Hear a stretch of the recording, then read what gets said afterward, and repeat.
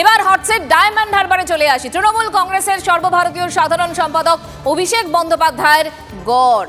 এই আসনে এখনো প্রার্থীর নাম ঘোষণা করেনি বিজেপি। প্রচার আর প্রস্তুতির ময়দানে অনেকটা এগিয়ে যাওয়ার সুযোগ অভিষেক বন্দ্যোপাধ্যায়ের সামনে। 2024-এর লোকসভা নির্বাচনে কি হতে পারে? সমীক্ষার ফলাফলে যাওয়ার আগে 2019 সালের ফলাফলের দিকে একটু তাকাই, বিগওয়ালে দেখব। তৃণমূল কংগ্রেস এই ডায়মন্ড হারবার কেন্দ্রে 56.13% ছিল তাদের দখলে এবং বিজেপি 33.38%। 3,20,000 ভোটে 2019 সালে ডায়মন্ড হারবার জিতেছিলেন অভিষেক বন্দ্যোপাধ্যায়।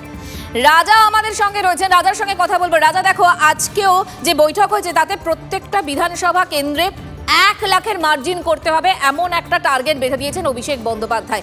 বিরোধীরা এখনো প্রার্থী দেয়নি। কি হতে চলেছে ডায়মন্ড হারবারে, কি মনে হয়?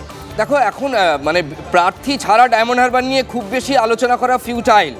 তবে এখনো পর্যন্ত যেহেতু অভিষেক বন্দ্যোপাধ্যায়ের নাম ঘোষিত, তার ফলে আলোচনা তো যেটুকু রাখতেই হচ্ছে, তাতে দেখা যাচ্ছে অভিষেক বন্দ্যোপাধ্যায় অ্যাডভান্টেজ। কিন্তু এটাও ঠিক, ডায়মন্ড হারবারে তুমি দেখো 2014 অভিষেক বন্দ্যোপাধ্যায়ের ব্যবধান ছিল 71,000, তারপরে 19-এ সেই ব্যবধান হলো 3,21,000।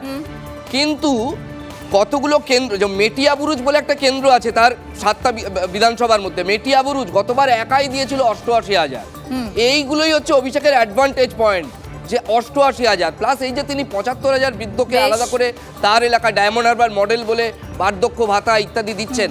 কোথাও যেন ডায়মন্ড হারবার স্টেটের মধ্যে একটা আলাদা স্টেট, ফলে যদি সেই অহমিকা ডায়মন্ড হারবারের মানুষের মধ্যে থেকে থাকে, সেই অস্মিতা বলবো যে ডায়মন্ড হারবার আমরা একটা স্পেশাল প্রভিশন এনজয় করি, তাহলে সেটা অভিষেকের পক্ষে অ্যাডভান্টেজ হতে পারে।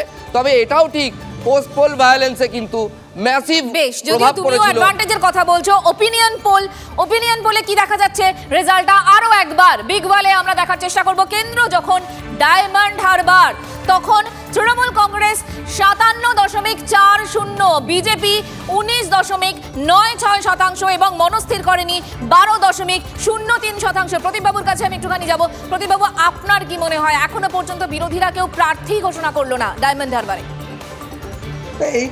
এটাই হচ্ছে মুশকিল, যে বিরোধীদের এখানে আমরা শুনেছিলাম শুভেন্দু অধিকারী দাঁড়াতে পারে, ওদিকে নওশাদ সিদ্দিকীও বলেছিলেন দাঁড়াতে পারেন, কিন্তু এই যে এখনো অবধি ইনডিসিশন, এই ইনডিসিশনটার জন্যই কিন্তু তৃণমূল কংগ্রেসের বিরুদ্ধে যে ফাইটটা, যেটা অন্যান্য কেন্দ্রে ভালো হচ্ছে, সেটা কিন্তু এই কেন্দ্রে হচ্ছে না। এবং তার থেকেও বড় কথা, অভিষেক বন্দ্যোপাধ্যায় কিন্তু ওখানে থাকছেন, ওখানে যাচ্ছেন এবং ওখানে ভিজিট করেন, যেটা অন্য সাংসদদের হয়তো আমরা একটু আগে বলছিলাম যে যান না বা দেখা যায় না, কিন্তু অভিষেক বন্দ্যোপাধ্যায় কিন্তু ওখানে সংগঠনটা করেছেন এবং দাঁড় করিয়েছেন। ফলে অভিষেক বন্দ্যোপাধ্যায়ের প্রতিপক্ষ হয়ে কাউকে ওখানে দাঁড়াতে গেলে সেটা কিন্তু বিরোধীরা কিন্তু সেটা ঠিকমতো তৈরি হতে পারছে না।